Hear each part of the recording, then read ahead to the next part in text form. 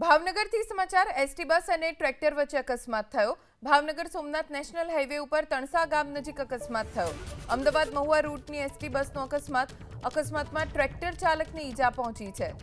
Bhavnagar Somnath national highway ઉપર અકસ્માતની આ ઘટના બની છે। એસટી બસ અને ટ્રેક્ટર વચ્ચે ટક્કર થઈ જેમાં ટ્રેક્ટર ચાલકને ઈજા થઈ।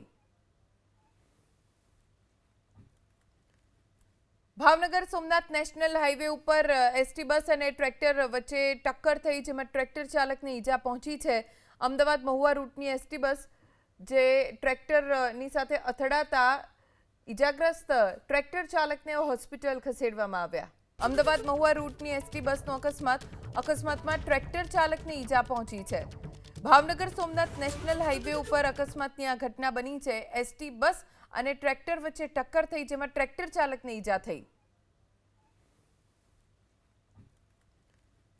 ભાવનગર સોમનાથ નેશનલ હાઈવે ઉપર એસટી બસ અને ટ્રેક્ટર વચ્ચે ટક્કર થઈ જેમાં ટ્રેક્ટર ચાલકને ઈજા પહોંચી છે।